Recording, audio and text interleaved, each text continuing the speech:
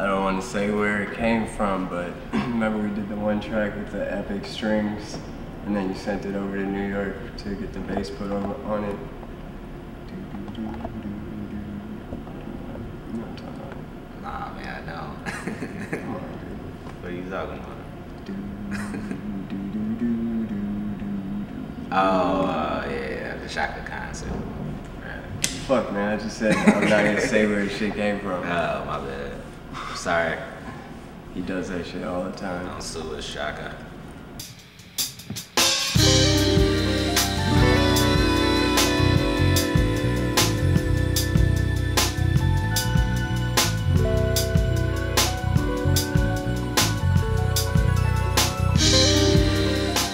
You have to establish yourself in your home city, you know? You just have to do it because they'll always have your back if you do that, you know? Like R. Kelly. R. Kelly can do anything he wants to, and people from Chicago will always support his music. So, you know, we have to do that, and that's what we're gonna do.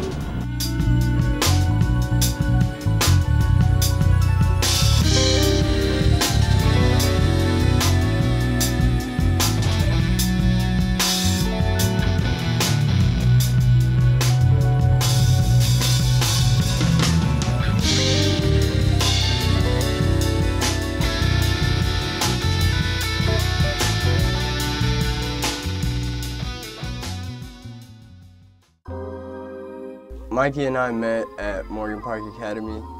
We've just been friends, you know what I mean? Like, I'd sleep over his house and vice versa. I mean, Nate's like more than a friend. Nate's like family, you know? Nate's like my brother. He's my second brother. We play like every sport in elementary school together. Like, before music was even brought up, we were doing everything together anyway. He was also like a big reason why, he was the main reason why I went to Whitney Young. Mikey was going to Whitney Young, and it was in the summer, and Nathaniel went to his father. Unbeknownst to me, he's like, please don't make me go back there. I cannot go back there. But it was the best decision we ever made, was to let him change schools and go to Whitney Young. And plus he was with Mikey. Freshman year, Nate was kind of different. He had like swag, he had a little swag about him. You know, like, I could tell that, but at the same time, like, our relationship never changed.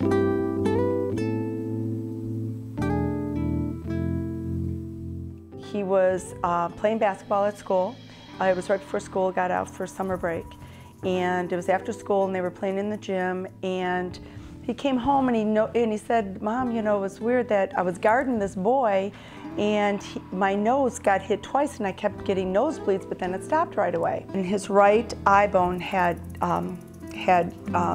cracked, and it burst a blood vessel. So he went in for surgery on Friday morning, and they drained it, said the surgery went fine, went back on Monday, took the gauze out and everything, and we thought that was it.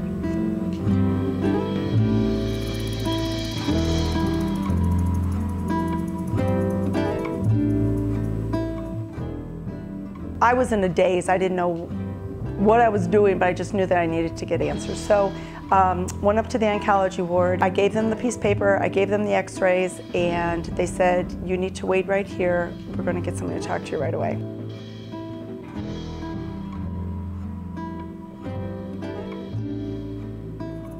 At the time that Nathaniel was diagnosed, there were only 300 cases of that in the world. So it was very rare, and it was very scary. It was in his right sinuses and his right orbit, and it was not operable. To like get diagnosed with such a serious disease at that age, it really, it sideswipes you. Like, it totally changes your life. He started treatment immediately. He had to undergo 48 weeks of chemotherapy, and in the middle of that, 6 weeks of radiation, 5 days a week for 20 minutes. It was really intense. I was on some pretty hardcore stuff. And then you have to do that 3 weeks later.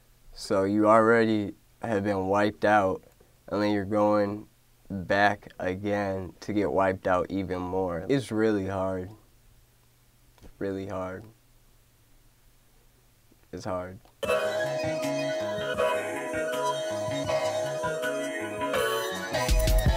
People like to listen to music in their car with a lot of bass, extremely loud. So that's what we do. So much of like the beat making game and the producing game, it's like half of it is the engineering. Like if it doesn't sound acoustically tight, like it could be the rawest beat in the world and it's not acoustic. If the acoustics aren't straight on it, it's whack. That's why like you hear on the radio, all you hear is like 808, one 808, like a clap and a couple of snares and some hi-hats. That's like what I say, like 5 instruments. It's 5 instruments, but they have it mixed so well that it's banging so hard that people love it.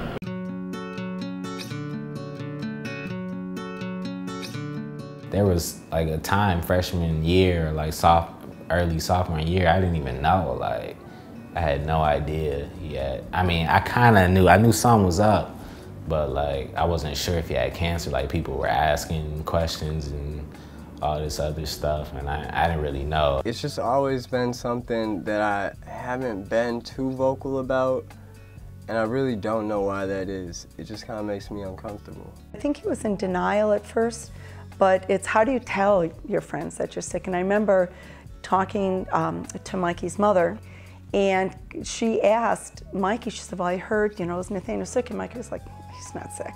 He's not sick. He's like, he would have told me. Mrs. Cater called up my mom. It was like, you guys should come by to see Nate. And he wasn't looking too good. Like, it was pretty much a shock to me. Like, I hadn't seen him in a while, and he looked completely different. But I remember, like, he was telling me, he's like, man, I got this beat program now. I'm like, okay, let me check it out.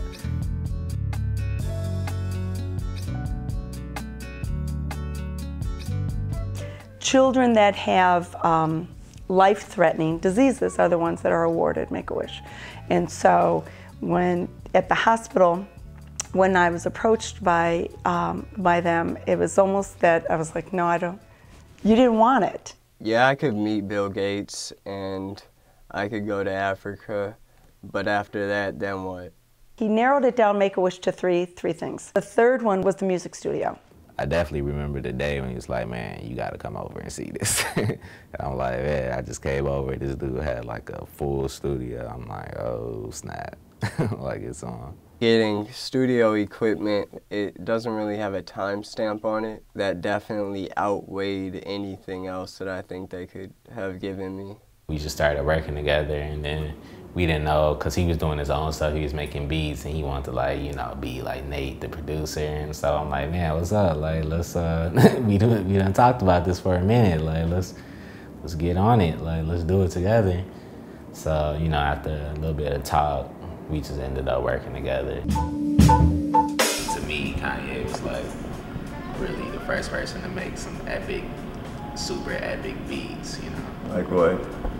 Like the whole Late Registration album was extremely epic.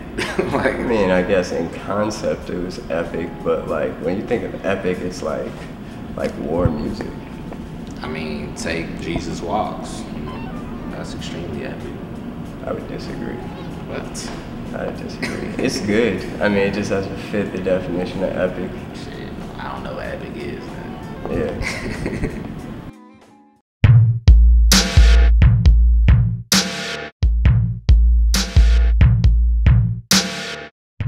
Dr. Walterhouse had put him in a study, and it was rather unconventional combination of chemo drugs that they were using, and even though they were very intense, it was great because the percentages of survival for this are very low.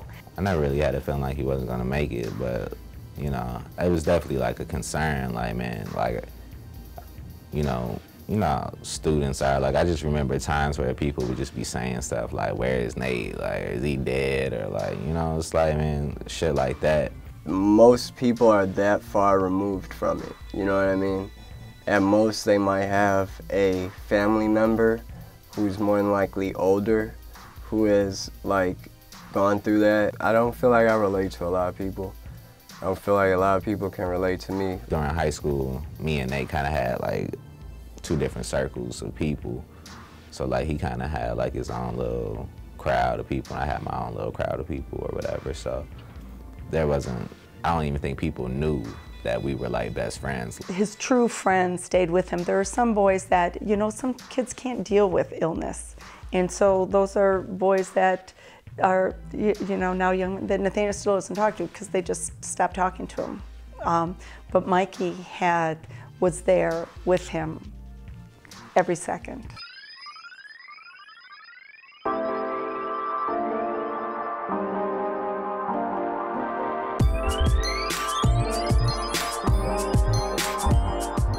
Logics was really first started senior year of high school, and that's when we really decided that we were going to be like a company and that we were going to be serious. When Mikey was in New York, the boys would take the bus to go and see each other. Nate would come up like on the weekends, like he came up at least 4 or 5 times, and he would come up and we would all just like be in my dorm room working on beats like all day, because that's all me and Miguel did anyway, because we didn't have shit else to do. I would just watch him like put stuff together and just like work Logic and stuff like that.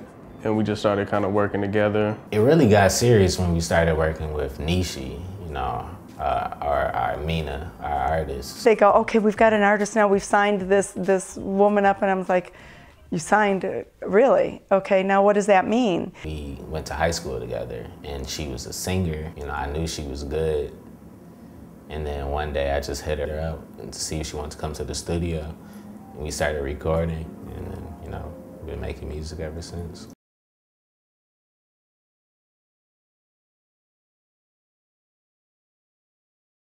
No, I felt like I really did my best work working with, like, doing music for her, including, like, working with Nate, because me and Nate co-produced, like, 5 tracks or so on the album. I always make music for her to, like, challenge her and, like, you know, push her in new directions. I think that Amina can be everything that she wants to be, but she has to want it. She definitely has objections to the challenge, you know. But that's good though, you know, and you know, based off where we are now, where we have an album complete with 15 songs, like, you know, we definitely recorded more songs than like 15, you know, but it's good, you know, we had to learn. You don't really talk too much, man. I mean, we do talk, we just don't say a lot. We're like super perfectionists in the studio, like, especially when we're working with somebody who we know can do something perfect, like can do a perfect take or record something perfect, like, and there's even no such thing as a perfect take, but we know like when somebody can do better. So like, if we know somebody has that talent, we'll just push them and push them.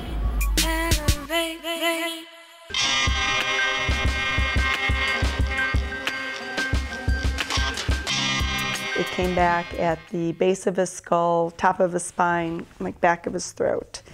And again, it was not operable. So unfortunately, he had to go through 4 to 8 weeks of treatment again. I mean, yeah, that definitely sucked. He was having fun at Howard. Like, he was working at the radio, you know, and we were like doing beat competitions and stuff. So like, I know he didn't want to leave. Thank God he had the studio though, because he wasn't going to school, couldn't go to school. He was sick, he was in treatment again. He went, the longest time, it was almost 7 months that he wasn't eating food. He was being fed through IV bags, and we had nurses in the house all the time. And it was really hard for him, because here's this young man wanting to continue school, and he couldn't. When I wasn't at school, and when I didn't have, you know, all my friends were away at school, and I necessarily didn't have anything to do or anywhere to go just because of my health at the time, you know, music was kind of always there, you know. Not to sound cliche, but it was always there, you know. The studio took his mind off the pain, you know, the loneliness, the isolation, because when you're going through a treatment like that, no one can really do anything for you, you know, and the studio totally took his mind to another place. I spent a lot of time with Nate and Mrs. Cater. She manages to keep things very like light and like in a happy mood. She was priceless, you know, she was there, but my grandmother always told me, like, you know, a lot of people in life will leave you, you know what I mean, they'll betray you and they'll turn their back on you, but your mother will never leave you. It's true. Nathaniel is an old soul, and part of that did come from, I think when you face a life-altering disease twice. You know, he did it once, he was young, and then he went off to school and it came back again. And again, the percentages are, you know, the survival rate was only 20% when he got it. So we were looking at a pretty grim future for him, but I think he has taken that and he's fearless. I was able to see like a change in Nate. Nate was never like an asshole, but I mean, I definitely, you know, he had a rep around school. Like, he was like, you know, that dude. I was pretty superficial. You know, like, just all about, like, the clothes I was wearing, people I was talking to, who I was around, the circle I was in, type of car I was driving, you know what I mean? Just me. Like, later on in high school, like, around senior year, like, you know, it was almost like Nate, like, did, like, a complete transformation. I have a problem being arrogant. Like, it's hard for me to be arrogant now because I'm so humbled by, like, what life has brought my way. Once he got cancer, his focus, you know, it just had to change. And it had to be thinking about something more, like, I think we really got talking about the future more. My vision, like, the way my vision is like, I only see myself and Nate and anything I affiliate myself with going, like, to the top. Logix is headed towards being super producers, I would say. 5 years, man, I want to have been travel the world, perform for everybody, you know, perform for people. I want to have Amina as an established artist worldwide, have her album out. 5 years, I really think we should be taking over the music industry, like, quite frankly, but. Sounds pretty good. You know, when I sit here and I look back, the boys, you know, they're my boys, and to see them as children growing up and becoming young men and starting on their own paths, and the fact that they are so in sync with each other, with the music. Nathaniel couldn't have a better partner for what they're doing, neither could Mikey.